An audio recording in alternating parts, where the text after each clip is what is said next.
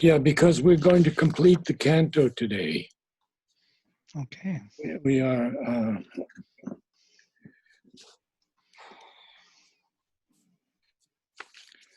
So we now find. We find Savitri really becoming aware of her role in this evolutionary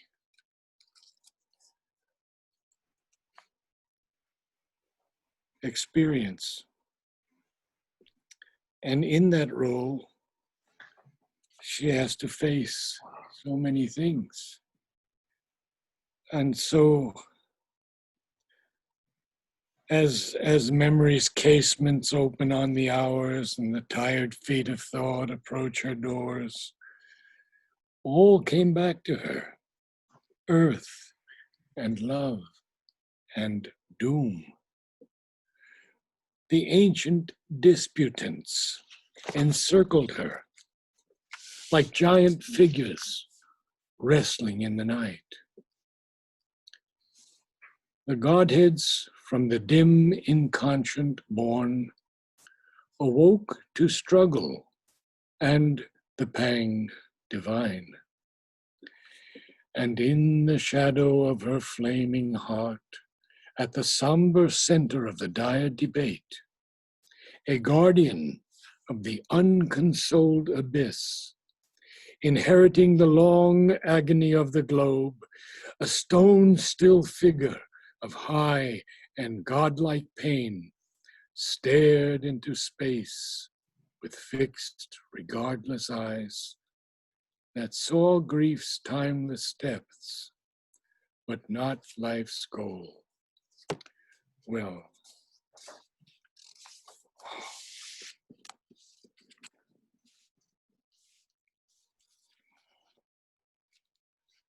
would you like to say something first, Vladimir?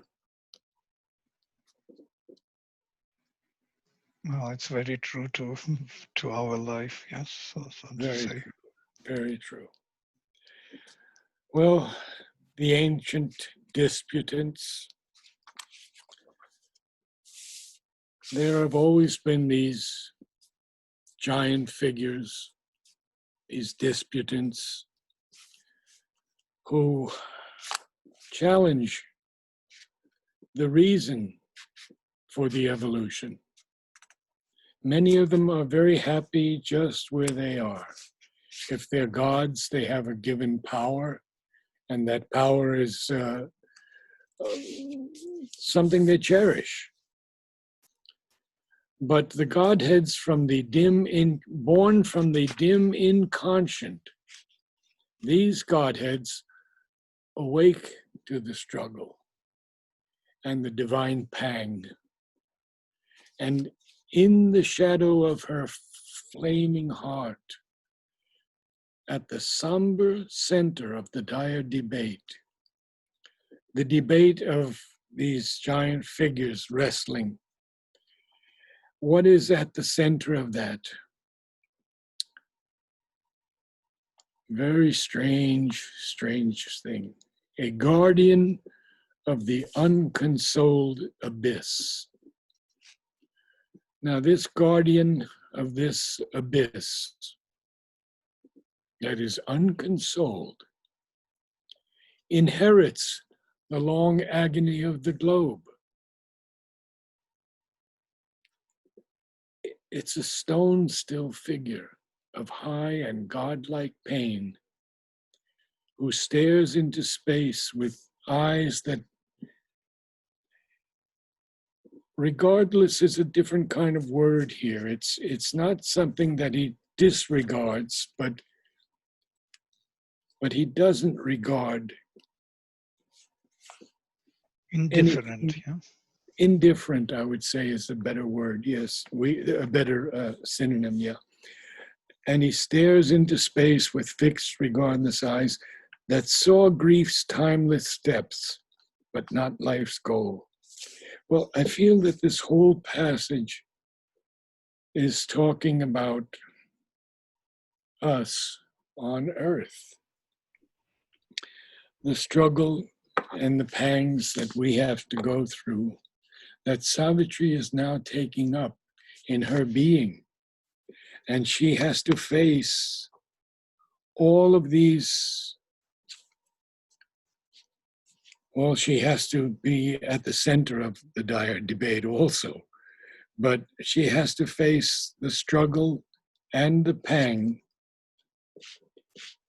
even though the pang is divine. But we can't understand that because we have not yet reached the point where pain for us can be joy and pleasure. Sri Aurobindo reached it, and he speaks quite coherently about it, as always, that one can transform even the worst pain into joy and bliss. So,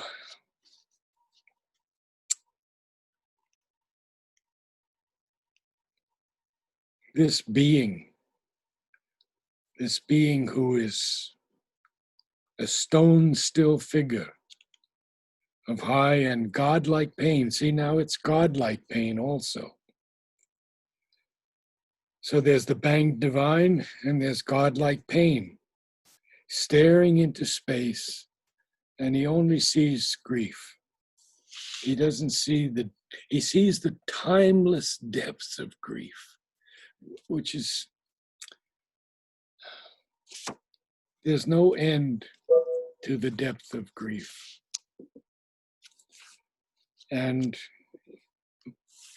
But some of us see life's goal, or at least we feel it. We feel that there is more than grief, although we've all had our share of it, and some of us in plenty. But now we come to a passage which is almost impossible for us to put our heads around, as they say. And I'd like someone to read this. Can anyone volunteer? Edith? Yes, I'll be happy to read. Good. Afflicted by his harsh divinity, bound to his throne, he waited unappeased the daily oblation of her unwept tears. All the fierce question of man's hours relived. The sacrifice of suffering and desire earth offers to the immortal ecstasy began again beneath the eternal hand. Well, now we see what's happening. Now we see what exactly. And, well, this is what Mother came to face and to conquer. On page 7, we read an awful lot about the sons of God who are met with death and pain, and they only leave behind this splendid name. And it goes on and on. And now Savitri has to see this. So this stone still figure of high and godlike pain, who is bound to his throne, he waits unappeased the daily oblation of her unwept tears. The oblation is the offering. And interestingly,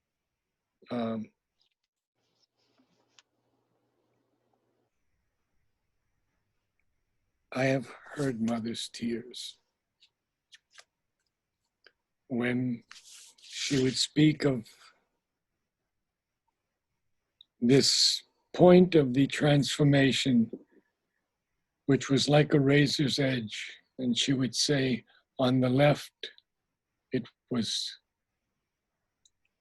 unbearable pain and suffering, and just moving that needle a little to the right was joy that we cannot even describe. And so we have this being wanting the daily oblation of her unwept tears, because she has to relive all this fierce question of man's hours. And what are they? They're the sacrifice of suffering and desire that earth offers to the immortal ecstasy. And with Savitri, it begins again beneath the eternal hand. And it has not only been for Savitri, it has been for all the avatars who have come and brought something and had to suffer. And then someone else could read the next passage. Anyone. It's so powerful. And by the way, Edith, you read very beautifully, because these lines should not be rushed. They should be read slowly and deeply, with great inner feeling and aspiration. Yes, who's going to read? Can I read? Yeah, sure.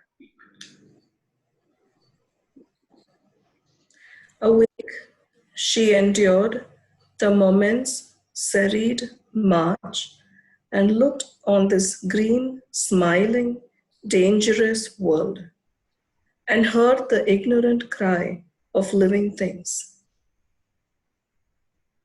Well, I would like you to make me feel those three lines more, Ashwini. They sound like just a recitation at the moment.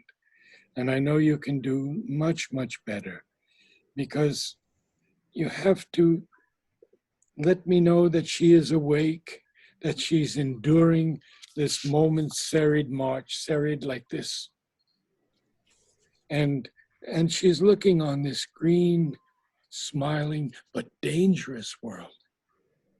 And she hears the ignorant cry of living things, of all of us. Could you do those three lines again for us? Yes, of course, yes.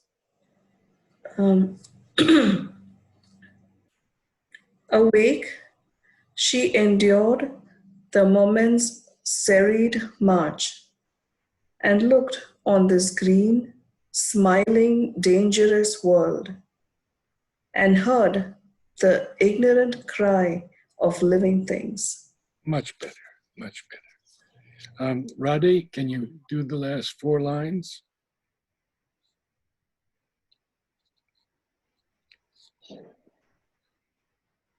Amid the trivial sounds, the unchanging scene, her soul arose, confronting time and fate. Immobile in herself, she gathered force. This was the day when Satyavan must die. And Sri Aurobindo hits us with that last line. He brings everything into focus. And it's the end of Book 1, Canto 1. And she hears the ignorant cry of living things. And amid the trivial sounds, the unchanging scene, because the scene is always the same on earth. It's always confrontations, wars, power, lust,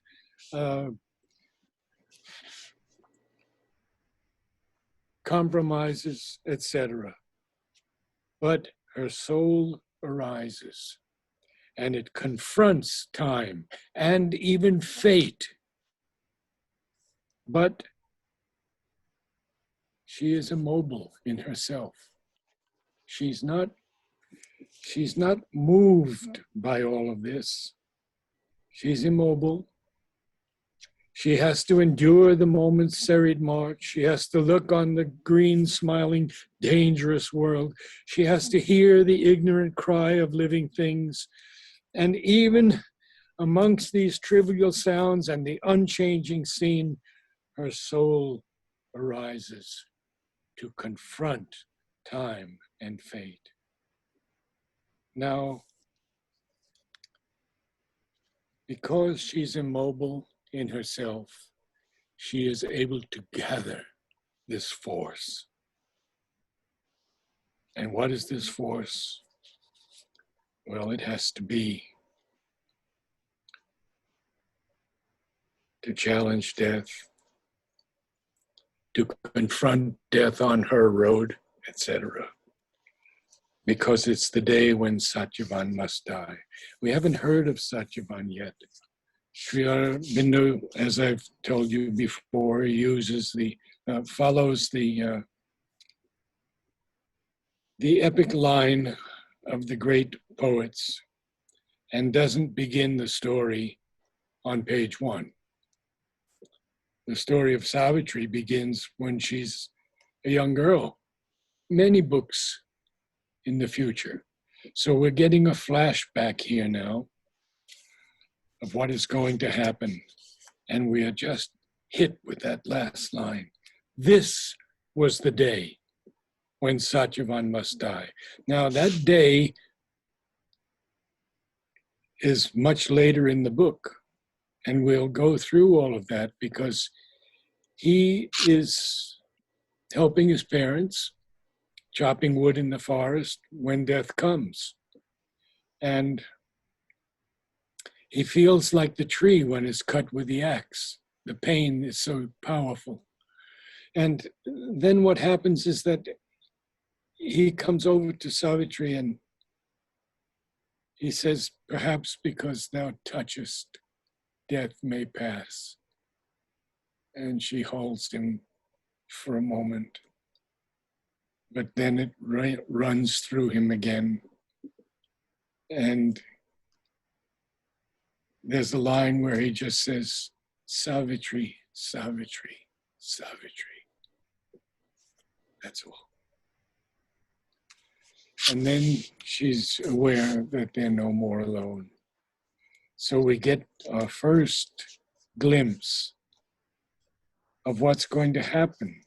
And as we go into Book 1, Canto 2, the issue, we are actually going to learn about Savitri's life. But we will see her youth and present time, what she has to do. So I'd like to begin with that because this canto is so extraordinary. What cantos aren't, but let us begin. Nilisha, could you read Canto 2, the issue?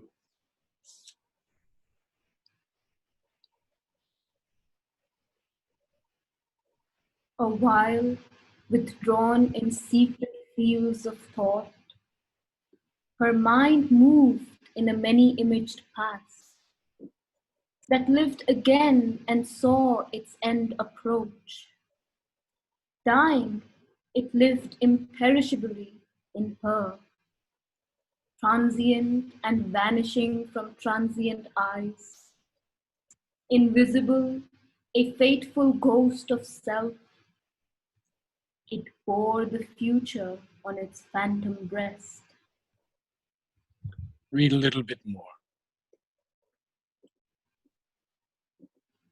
Along the fleeting event's far backward trail, regressed the stream of the insistent hours, and on the bank of the mysterious flood, peopled with well-loved forms now seen no more, and the subtle images of things that were, her witness spirit stood, reviewing time. Oh, this is so extraordinary. we see that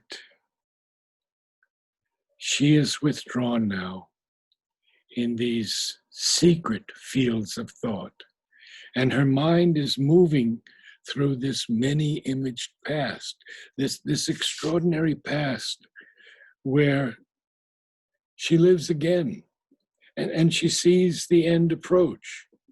And dying, it lives imperishably in her. And transient even, and vanishing from transient eyes, invisible, a fateful ghost of self. It bears the future on its phantom breast. So all of this experience of her past lives, she is living again. She sees that along the fleeting events' far backward trail, the stream of the insistent hours regresses, it goes back. And as it goes back, she sees on the bank of this mysterious flood that is peopled with well-loved forms now seen no more, and the subtle images of things that were. She actually sees these people. And I once had an experience with Sri Aurobindo in which he is walking towards me before he speaks to me, and he's talking to two people, one on his left and one on his right, and one is alive and one has passed away. Extraordinary. So she actually sees these people, these well-loved forms, peopled with well-loved forms, now seen no more, and the subtle images of things that were at one time. Therefore, her witness spirit looks and reviews time. Amazing that it reviews time. And I guess we should continue a little more and then we can go back over the lines.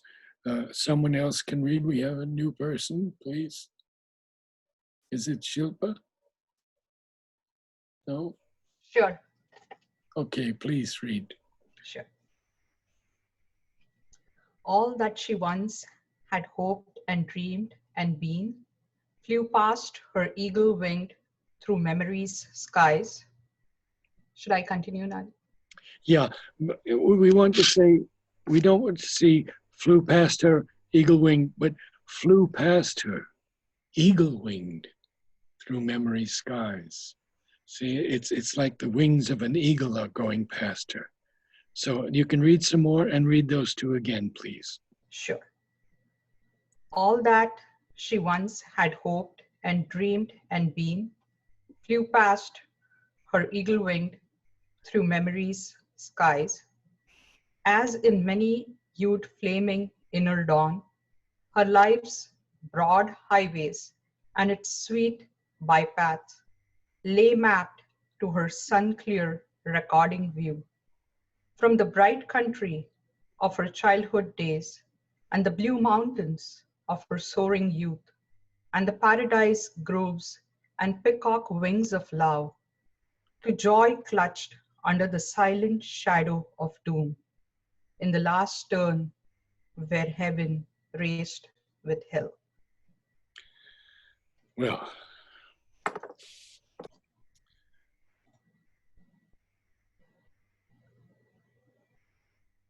all that she once had hoped and dreamed and been. She had been all of these things previously. We don't know what she had been. We know that she was Joan of Arc, and we know that she was Queen Elizabeth, I believe. Anyone else remember from the agenda? I remember those two specifically. But all that she once had hoped and dreamed and been because Mother said she was always here with us. She was always here since the beginning of the dawn of life, as was Sri Aurobindo. So all of these things flew past her, eagle-winged, through memory's skies. And then he says, as in a many-hued, flaming inner dawn, filled with fire and light. Her life's broad highways and its sweet bypaths lay mapped to her sun-clear recording view. And what does that sun-clear recording view see? Well, from the bright country of her childhood's days, and the blue mountains of her soaring youth, and the paradise groves and peacock wings of love, to joy, clutched under the silent shadow of doom, in a last turn where heaven raced with hell. Well, so he gives us, in those few lines, a picture of her life. The bright country of her childhood's days, well, she's a princess. And she lives in this beautiful palace. Obviously, blue mountains of her soaring youth are there. And then the paradise groves and peacock wings of love. We have to feel, or at least I do, that this is where she's now with Satyavan. Because the peacock wings of love speak of Satyavan, and the paradise groves, well, they're in a forest with some open pastures, but mostly with the great trees. And so these paradise groves and peacock wings of love, what happens then? She has this joy, and she speaks about it in Book 7 very, very clearly. That joy is clutched under the silent shadow of doom. Because she's like a miser counting out her days with Satyavan. She's only given 1 year with him, and already time has gone by. And in a last turn where heaven raced with hell, well, she is the Heavenly Mother, the divine creatrix, and she is going to have to confront all of the problems of life and our existence by facing death and conquering him. So up until that point, we have just heard about Savitri. After that, we're going to go into a passage where Sri Aurobindo speaks of us. So let's go back to the beginning, and we can discuss the beginning of the issue. Whoever would like to offer something, you're most welcome to. I think this is so just now I discovered from that it could be related in the story to the Savitri when Savitri stands for 3 days, you know, in the solstice time, 3 days and 3 nights, she makes this silent offering, sacrifice, so to say, tapasya. She is not sleeping, she is not eating, not drinking for 3 days and 3 nights, according in Mahabharata story. This is Mahabharata, but not Savitri. That's correct. Yes. Right. But what is interesting that Sri Aurobindo, instead of saying about her standing, making tapasya, he makes this her recollection in the mind. in the day before the day Satyavan must die. So within this kind of, he gives us, actually he follows the same pattern. She is reviewing time. Within these 3 days when she stands there, she actually views all these things within herself. She sees the beginning of all this, all her life in this embodiment, and her life with Satyavan. She sees all that. She sees the meaning, and it comes to this one day at the end, yes, where 12 passionate months led in a day of fate. This is exactly this day. It's all gathered there. So within this, when does she do this kind of overview? She was living there every day actively with him and his parents in the forest, and now she has to have this time to overview. And I think this is quite possible that it relates to this time of her sacrifice or her consecration or concentration before the moment of Satyavan and dies. And so she prepares herself for this Yes, day. that is correct. Yes. But understand that Savitri, only the whole book encompasses one day. The entire book of Savitri is one day. Interesting. So we have enough time that we could continue with this, because this is the next lines, about 7, 8 lines. He speaks of us, and he says, an absolute supernatural darkness falls on man sometimes when he draws near to God. An hour arrives when fail all nature's means. Forced out from the protecting ignorance and flung back on his naked primal need, he at length must cast from him his surface soul and be the ungarbed entity within. Well, there are so many things to speak about here. The absolute darkness, supernatural darkness.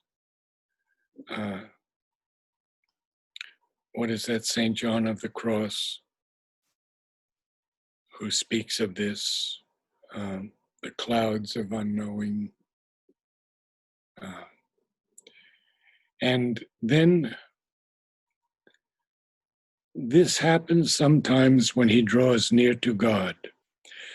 I don't know that it happens to everyone, because he says only on man sometimes. But I know that all of us have gone through some kind of darkness, at least deep questioning, maybe even lack of faith, maybe perhaps pain, when prior to our drawing near to God. And now the next line is a problematic line for me, because, dear, this line in the early editions was, an hour comes when fail all nature's means. And they have changed it to, an hour arrives when fail all nature's means. It just doesn't work. And I've looked at all the early editions, and it's always, an hour comes. So, whatever. That hour comes when all of our normal means of nature fail us. Our hopes, our reactions, our turning away, our questioning. And then we are forced out from the protecting ignorance, because ignorance is truly a protection. It protects us from so many things. What I think Einstein said, something like he said that, if I can bring it back,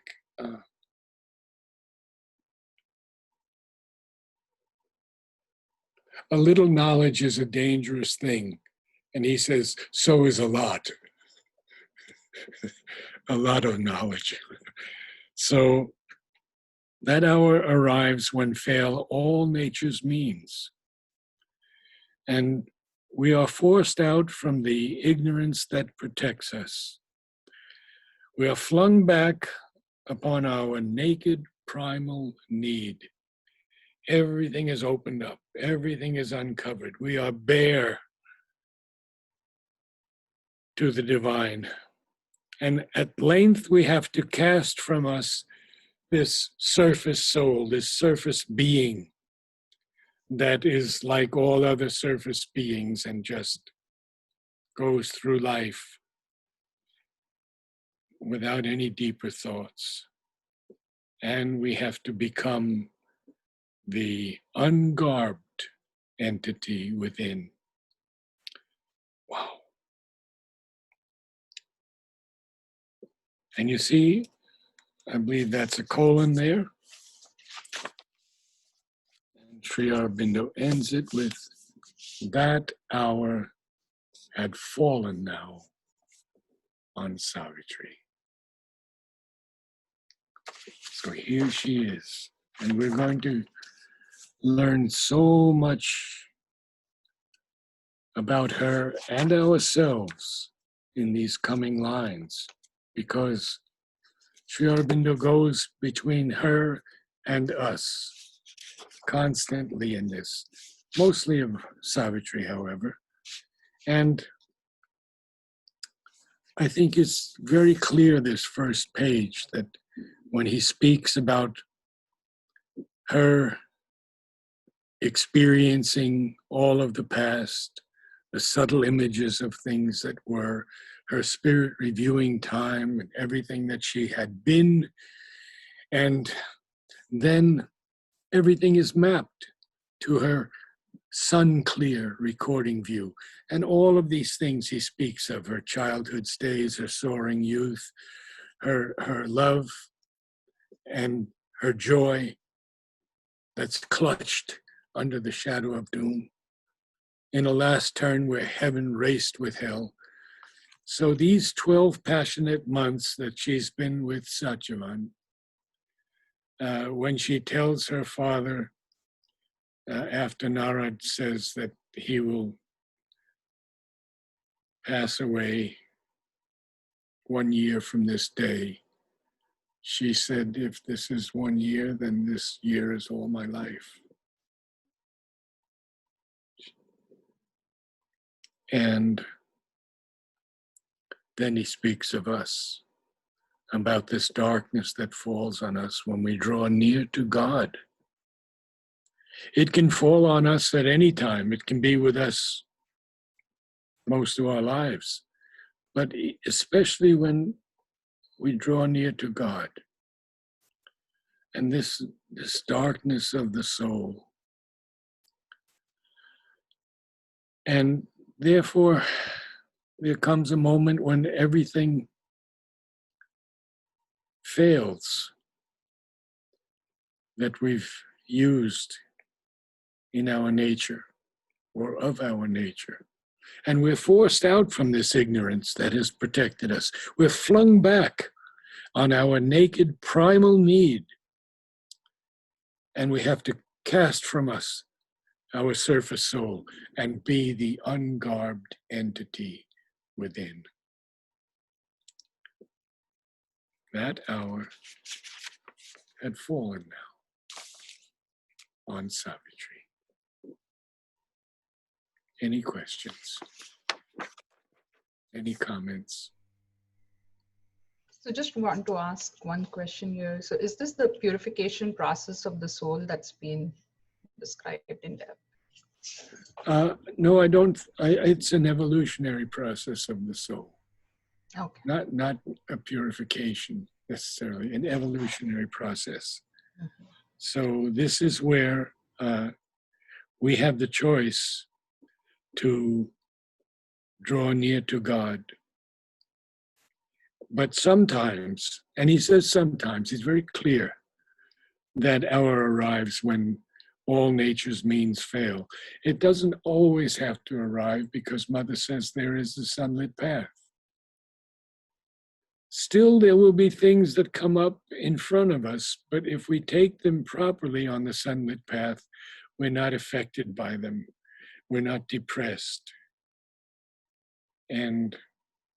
But when that hour comes and all nature's means fail, and we are forced out from that ignorance that protects us, then we're flung back on our naked primal need, and we have to cast from us our surface soul. Everything we knew that we were or thought we were, we have to cast from us in order to be this naked entity within, in front of the divine. And that hour had fallen now on Savitri.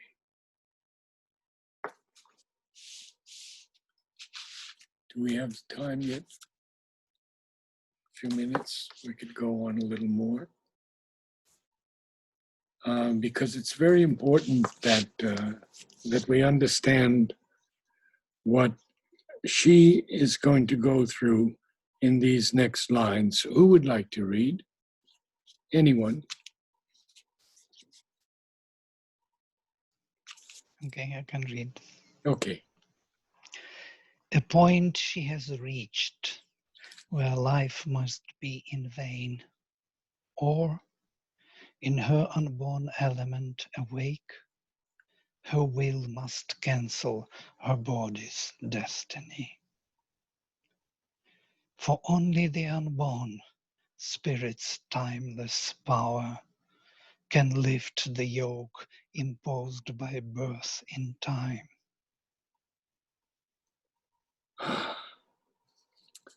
So we see that we all know what a yoke is, especially those of us who have lived in India.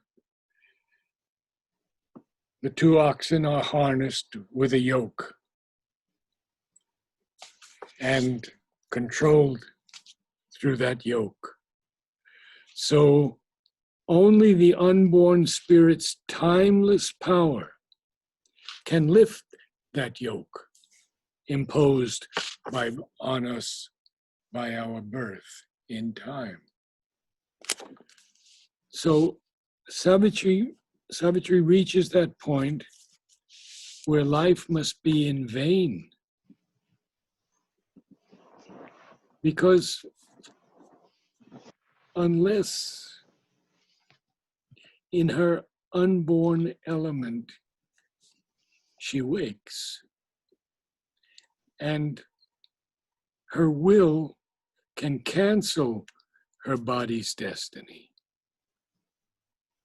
But only the unborn spirit's timeless power can lift the yoke imposed by birth in time. So she has reached this point where life must be in vain, or, and big or, comma, in her unborn element awake. Her unborn element is her universal soul, not the psychic being, but her soul. In her unborn element awake, her will must cancel her body's destiny. Her body's destiny is to die. We've seen that and read that and heard that millions of times, that entropy is the only law on the earth. You're born, you die. Her will must cancel her body's destiny, for only the unborn spirit's timeless power can lift the yoke imposed by birth in time. That yoke is not imposed at other times. It's only imposed by birth. In time, we are free other than that. It's only when we take birth that these great things come, these great possibilities and these great challenges. And only the self, with a capital S, that builds this figure of self, because each time we take birth, we build a new figure of self. We're not the same. It's not going to be the same personality that comes back. When Mother was asked, what about Beethoven? Wouldn't he come back as Beethoven? Mother said, no, not necessarily. He may become a shoemaker. It's just approaching the problem from a different perspective. How beautiful. Only the self, capital S, that builds this figure of self can raise the fixed interminable line that joins these changing names, these numberless lives, these new oblivious personalities, and keeps still lurking in our conscious acts the trail of old forgotten thoughts and deeds. Disown the legacy of our buried selves, the burdensome airship to our vanished forms, accepted blindly by the body and soul. Well, we can't go further than that today because there's so much to cover here.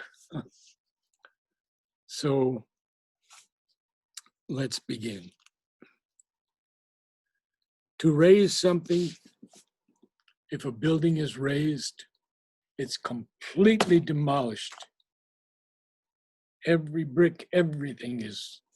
And then we'll find that line again, that word again, raised. Make a raised ground and shape anew her fate. So he uses the word raise once, raise and raised. Okay, only the self, the soul, that builds this figure of self, the personality of the present, can raise the fixed interminable line. So there's a line, obviously, through our births and deaths that joins all these changing names of ours and these numberless lives that we've lived and these new oblivious personalities we're not even aware of the past, and keep still lurking in our conscious acts the trail of old forgotten thoughts and deeds. Disown the legacy of our buried selves, which is a burdenum airship to our vanished forms that seems to be accepted blindly by the body and soul. Oh, it's so powerful here. Changing names, numberless lives, oblivious personalities. So only the self can raise that interminable line and disown the legacy of our buried selves, our burdensome airship. We do have an airship, a burdensome airship. We are heirs to some parts of our vanished forms, and from time to time we are aware of that something from the past triggers something. Oh yes, I remember that, but it wasn't in this lifetime. But Mother does caution us very strongly not to think about past lives, because she says that it often becomes an ego thing, and we shouldn't pay much attention to them, shouldn't want to even find them, because we live in a present and we look back to an unborn past, and how often do we live at the edge of the present and the future? Very rarely.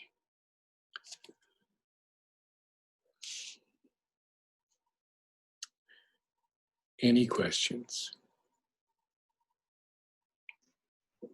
I have a question, Narad. Only the self. So this is capital S, the unborn self, Yes, this is the soul, the real soul, not the psychic being. the unborn. And And then, that soul is not born, but it follows us in our birth and assists the psychic being, but it is unborn, it's eternal. so only that unborn self can lift this yoke imposed by birth and time. And then below, accepted blindly by the body and soul. Here, I'm assuming soul is a psychic being. Yeah, the soul here is not capitalized. Huh? So So the soul it's our being. is psychic being.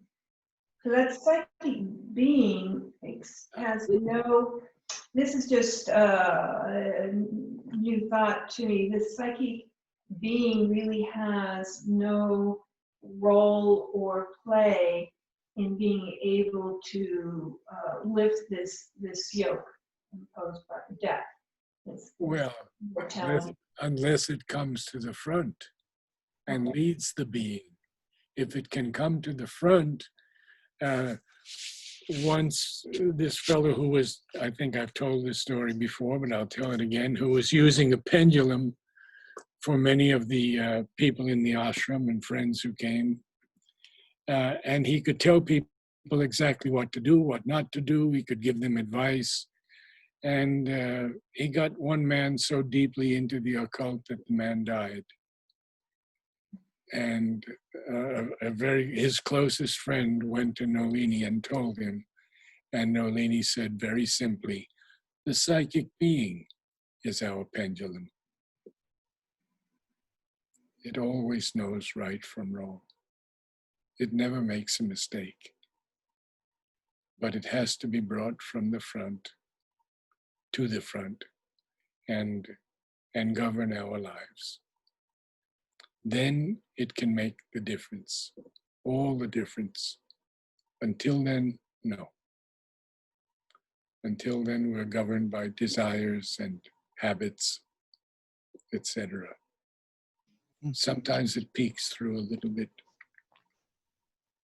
and we have a glimpse of light and joy and the future, maybe even the divine.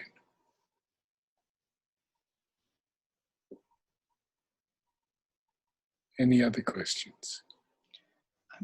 I think what you address here with the soul and the unborn self is that the soul accepts this burdensome airship, kind of, it accepts the destiny of reincarnation because it actually created them.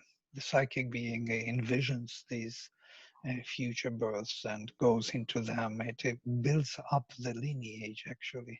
It's a part of that experience in evolution.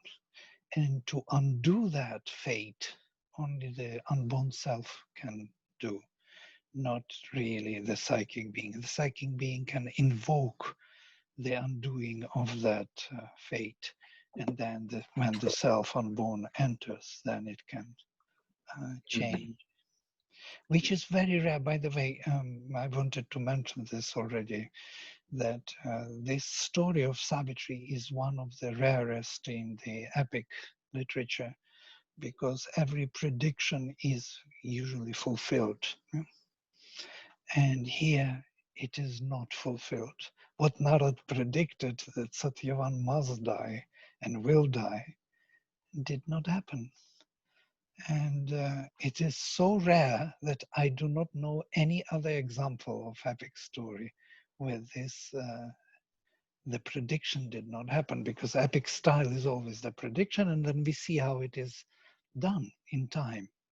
And that's the whole, so you can see the whole Mahabharata, Ramayana, everything is built on this kind of style. But here the prediction is made and we are watching for this to happen, and it doesn't happen. It's the only story where I know that What doesn't happen? the prediction of Narad that Satyavan will die and nothing you can do about it. In Mahabharata story, it is exactly that he says that you cannot do anything. It's already sealed by the spirit. It is done. It is decided, and then it doesn't happen because Savitri. Well, it does. You see, that is why Ashwapati prays to the divine to bring someone down who will change all of this.